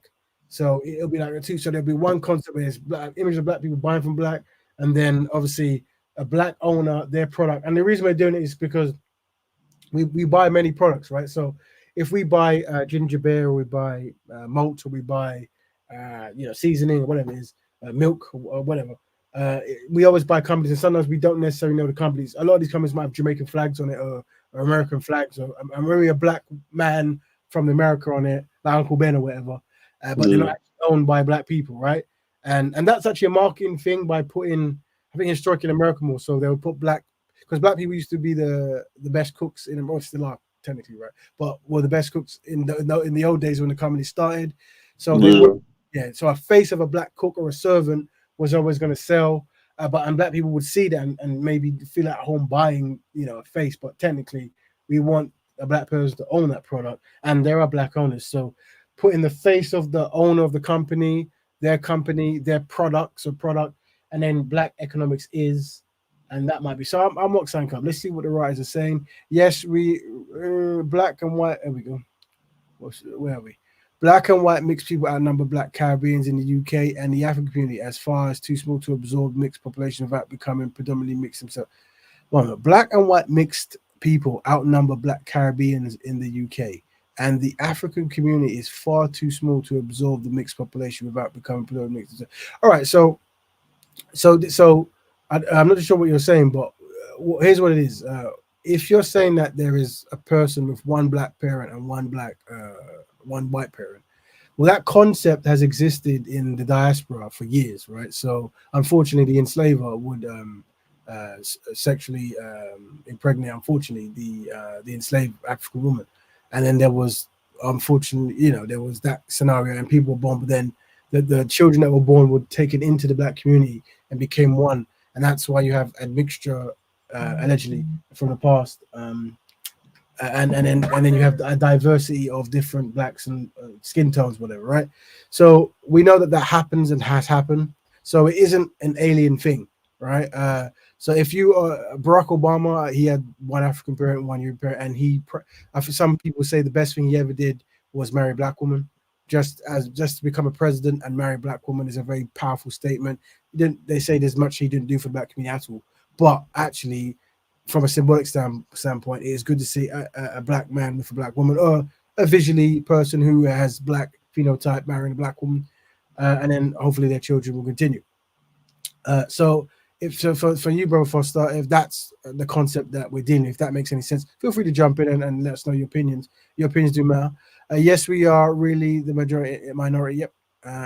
Encouraging biracial mixed people to get with a black partner will result in racial whitening. You can only absorb other groups when you're outnumbered them. Yeah. So here's what it is. If it's like this, it's like the way we would see it is there is a black community and non-black community. Many people are biracial or a mixture history in the black community, and we're saying, what activities are you doing that is black centered? And obviously, marriage is one of them, right? Because obviously, this is one of them, right? At a certain point, it is what it is, right? It's more so if you're saying that people of mixed heritage should carry on being mixed, then that process will not work in the best interest of black people, because then you would no longer be within the talking, because we're recommending that members of the community do things within the group. And you got to understand, this is also important. There's a lot of there's novels and books about biracial people be used as buffer classes to undermine black progress, this kind of thing. And what we're saying is it's a mindset of all members of the community, how they behave. But we won't allow any form of buffer class, whether you're a black person, a colored person, or an African person, whatever ABC community you're part of, you have to be synchronized. And marriage is one of them. It's just what it is, really. The only way that would become racial whitening is if the mixed people and the black people, if you got so say the African population, if they were to have a child with the quote unquote mixed population or biracial, that child would end up going with someone that's European. I mean, our genetics are dominant. Yeah. So unless they start again doing what we are deploying people to do, as far as procreating with more Europeans, then no, it wouldn't happen like that. It does. That's one thing that. So the thing, here's what it is, right? when you look at the philosophies of the Anglo-speaking Europeans, their fear was they saw that when Europeans and Africans had children, the European, because they were what they call recessive, and so things like blue eyes and blonde hair, this is very easily dominated by melanin and black genetics, and they were very fearful that they would be eradicated. This is what Francis Cress Welsing talks about, the fear of being genetically annihilated. However, in the Spanish-speaking countries, they were like, well, we're outnumbered, but we can get a whole lot of low-class Europeans from Europe to come back into our country, and we'll have them have a 4-stage process of racial whitening. So it takes them 4 attempts to eradicate what they say the African gene. So they're saying if we have African, within 4 to 5 attempts, as in your kid, your kid, your kid. But unfortunately, some things can speed up. Some people already have historical admixtures, blah blah blah, whatever, right? But that is That's go ahead. That's a huge people don't realize when it comes to us the people that went through the transatlantic slave trade, with us being mongrelized, our genetics are already mixed. You're not gonna find somebody that went through the transatlantic slave trade unless they're in Haiti, and some people in Jamaica that haven't had no contact or genetic contact with Europeans. So if you already have a mulatto somewhere down in your line, 2 generations down, and you mix with somebody white, the child is gonna look way more European than somebody that's African that's never had any intermixture with Europeans than their child. Like Barack Obama. If Barack Obama was walking around regular, you wouldn't even. I didn't even know he was mixed. He looks like a regular black person in America. He don't have the loose curly hair. He don't have any real strong European features. So So that's what we're saying. So and the thing is, we might cover genetics one day as well, because genetics is like a lottery. So there's like a percentage of the percentage you take from each parent, but there's also like extreme cases where you might take even more from one side or even more from the other side, right? It's a lottery. And so what we're saying is, as long as the ABC community, let's break that down for the people. We don't want to really get really technical and start, making some kind of witch hunt a bit. Oh, where's it? Where's this magazine? I got rid of it, didn't I? Stop screen share. So we're just looking at the Instagram page. Remember, sometime we're going to show you the economic strategy, and I think if I get time, I'll mock up that. But let's see if we can find, before I read more stuff. Feel free to jump in, family, if you want to have your say. We're talking about the racial wealth gap, but we're also talking about how marriage plays in that. I think some of the brothers are talking about, marriage, and there we go. So look, this is the diagram we use, brother. Let's break down one more time, just because people start arguing about who's black, who's African, who's colored, blah blah blah. So we have the ABC community. Oh, look at that, what interesting. So if people are just have anxiety about this word black or this word African or people of color, or whatever those means, then we can have the African people, the black people, and the colored people, and they're all going around the sun people. You see, that's a word that black people invented, sun people, just so you know. That was also philosophy. Call yourself something that black people say. There you go. But even if these are 3 separate people, the Africans on the continent, the black people in the diaspora, and the one parent black people, the colored, whatever, if those are working in unison in some format, then Black Betterment can be achieved. Yeah. So if whether you guys want to intermarry or you want to share business, as long as you have sun people focused, you're not pushing it out, you're pushing it in. You see, it's all kind of in there. The truth of the matter is, black people are conquered, Africans are conquered, colors are conquered. Unfortunately, I have to say it. Well, the Europeans, the Arabs, they've come into the lands, the African continent, and they've commoditized and made people commodities, and they've turned people and the countries to work in a way that benefits other people. So we have to start with this 1% ratio thing, isn't it? So that is, who's the community and how should we operate? Yeah.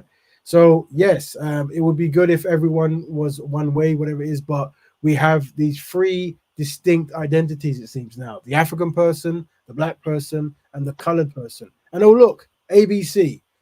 So look at that branding, isn't that hilarious? So we have the ABC, yeah, and we know that by putting your name in an alphabet is very good production wise. We've seen other people do the same thing, right? And we know that the ABC community circle around the sun. Look at that. Marketing, branding, symbolic imagery. Haha. You see? So as long as you're part of the ABC community family and you practice Black Betterment or African Advancement or one of the main synonymous names, yeah. And once again, I think I had nothing here. We had the concept, I think I put it somewhere. I think 2 weeks ago we were talking about another way to brand race. Man, this is a lot of stuff. Yeah, look at this. All data here, all done for the benefit of Black people. South African, Black African. I don't know where I put that. Maybe it's earlier. Oh, what's this? Black family, Black health, Black defense, all this stuff. We should really go over this at some point. Oh yeah, we've got to go over this as well. I'm going to refine this, but the star system of when you're helping Black people to have a star system to represent how good you do it. So this is something we should cover as well at some point, right? I don't know if I redid the star system or we should, but it was so when you're practicing Black Betterment, right? Like having a system where it's like, okay, so are you a white star Black Better, right? Or a Black Better, where so you open and confess to Black people or the world that you want to be a custodian or agree to the code of the custodian.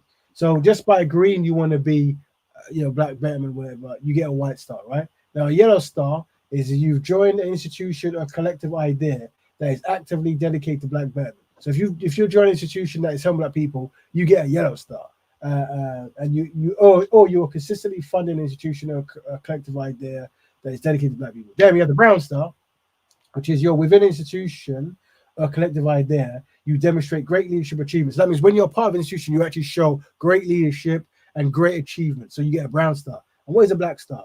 You have created or led within an institution or collective idea that is collectively dated to Black people. So you actually come up with ideas and you actually lead strongly. So this is the thing. So remember all concepts we have here. Where is this Black race thing, man? I swear I had it. Oh, whatever, man. Oh, it was probably early on. I forgot, man. 101 pages. That is mad. 101 pages. That's a lot of data. We're going to put this one in the form of a book for people to download soon. You got to forgive me. I'm doing so many projects that it's hard to do anything. To be honest. I literally just came up from sleeping now. Anyway, here we go. The Black race. It stands for Reconnected Afro-Centered Ethnicities. Branding. There you go. That should help you. And you got the star there. That means black. That star means black, colored, sun, and all that good stuff. So that should minimize your anxieties. Now let's read some of the comments. What are we saying? Engaging biracial to make. Yeah. So we disagree with that, bro. I could be wrong. Remember, I'm saying that the Black community should marry the Black community. And yeah, trust me, if you have people from Africa and the Caribbean, people are from the Caribbean and America to expert, they have a diverse range of phenotypes from light skin to dark skin to tight hair to hair. So it's already there, mate. So technically, a biracial person in the UK, take or give, is already probably within that dynamic. And if for them to be of an African or whatever, they're going to look like a Black person, whatever. But we're not going to get all that technical stuff. But just be synchronized. Okay. On top of that, we'll see. On top of that, how would Black women feel about all these new mixed women looking for Black men, Lil? Bro, right. So isn't that so what it is when you become B1, a Black first, right, your mind shifts. So you don't start you're actually trying to do Black centered things. So you end up loving directly or indirectly Black women and men at a high rate, but we're more talking about men at the moment, right? The truth of the matter is, historically, biracial people have been in the Black community. Just no one knows. Like the what's it called? Not the Ben show, Cosby Show. Very good show, very important show. Shame what they did to the brother there.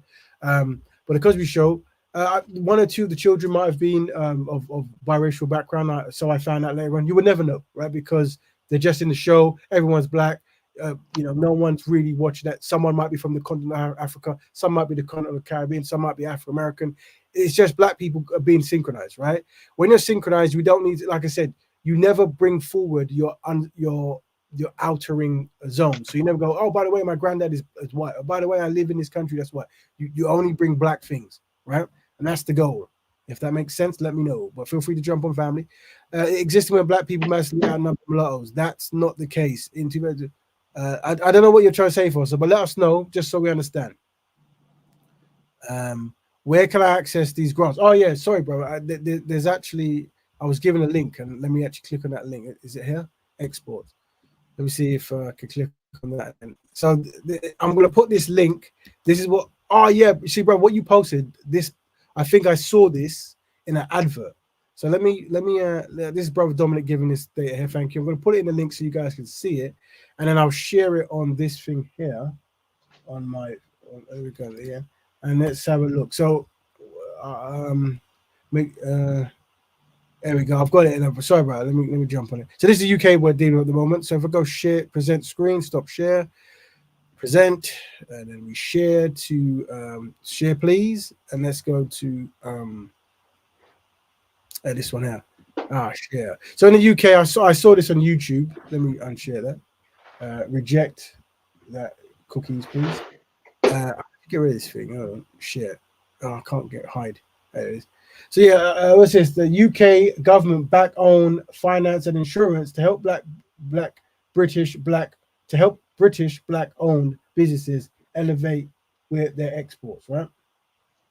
So I actually wanted to cover this, but I didn't get time to. I think I lost the link. Shame on me. But good thing, brother Dominic is always on point. 10 points to that, brother. And this is something, pinch of salt. Just seeing what it is, but yeah, so obviously someone somewhere said something about, because there were in the UK there's always hostility towards the identification of black, as in black people doing anything constructive. There was a riot when a black man and black woman was on Sainsbury's advert drinking I think gravy on a Christmas ad. I think that's why you see so many now mixed couples, because of the riots it was causing. So just to mention black people seems to cause issues, but I think the only time you can is if the LGBT community gives you permission to, the feminism, if they intersect, if they give you permission to mention black, then you can. But outside of that, it causes problems. And looks like there's an initiative: protect against risk, unlock capital, get expert guidance, and there's a little email here. So I don't know what that is. So if you got a black business, looks like the government's.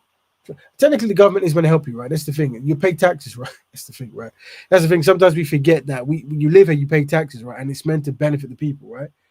But we're so used to things not working that way. I think in America it was very good. Where we had the Kamala Harris, which is a woman with one Indian parent, one black parent, and that sister there, very unsynchronized, married to a European man. But she was saying, they asked her, would you want to do anything specifically to help the African American community? And she said, oh, no, of course not. I will never do anything to help just the African American community. But she did go on to do things to help just the Asian community and so forth, right? So this is the thing where it seems like worldwide it's easy to ignore black people, or to say, why would we just want to help black people? Also, in America is another good case study, the affirmative action, where it's set up to help black people, but lesbians and women and people with disabilities, whatever, they use it, and black people don't get to use it. So that's why Black Betterment is key, because black people is black people and black issues. That's why when we talk about mixed people, whatever it is, we don't recognize, we do, but we don't, in the sense of, if you're within the community, it's only through blackness. We're not any other connections we're not interested in, because those connections is how black people lose essence. So if you're that way inclined, just marry black and talk black and all that good black stuff, and then that's how it works. Anything else is just causing division and confusion and releasing assets from the black community to other communities, which we don't want to do at all. So family, go on to that. It's called ukexportfinance.gov.uk if you're based in the UK. Big up brother Dominic on that one. We've actually come to, it happened very quickly. I'm very tired, so we actually have done 2 hours. But family, we are joined by Kamal, very important contributor, based in the States at the moment. Very important brother, very constructive. And there's other brothers and sisters in the forum, some who don't speak, but you feel free to speak. We look forward to helping you again. And keep in mind, family, if there's anything you want us to do to help you guys, or to any topics you want us to cover, feel free to say, and we'll do it. Next week, if time is given, I'm going to see if I can mock up a design for this Black Economics Is. And the idea I'm thinking of is a logo, maybe a product, and a black owner with their family. Would be nice if I can find the imagery. And then we can refine that to say that doesn't work, or why don't you do it this way, or that's garbage, do it again. Nothing offends us. It's all done for Black people's benefit. So your opinions matter, and people like me will not be offended. I've been in marketing for too long to be offended by anything. Trust me. But let's read the last comments before we dash. If you've got a waste man who abandons his mixed kids to be raised by their non-white family, like Obama, you can't really expect the children to be. So it's very this and brother, good for your questions are amazing, and we would like you to jump on at one point. But you're right. So remember, the unsynchronized can never speak for the synchronized, right? And we can only help them through osmosis. So what we're saying is, so let me tell you a good point, because I go to a place called Speaker's Corner, and there's usually people from East Africa or certain parts of Africa who say we're not Black, we're African, and some Black people say we're not African, we're Black, and all this kind of stuff, right? And I think the solution is we're saying that in the Afro community, in the Afro-Jamaican community, in the Ethiopian community, in the mixed colored community, wherever it is, right? It's those who are in there who wishes to practice Black Betterment that we focus on, right? So we're saying that there is a lifestyle that only the Sun community can practice, right? And we understand that there's going to be unsynchronized Black people who have made it almost impossible for other Black people to even consider doing anything constructive with Black people because they have been trained to hate Black people and hate themselves, essentially, right?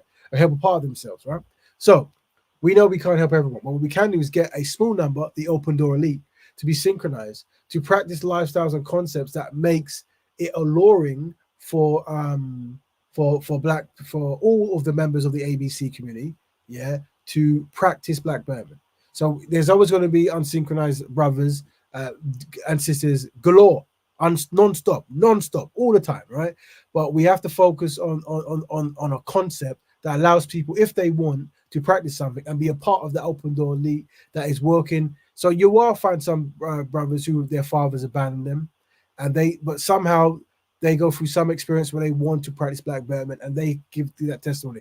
Only going to find some who don't, and that's fine. We don't need to focus on them.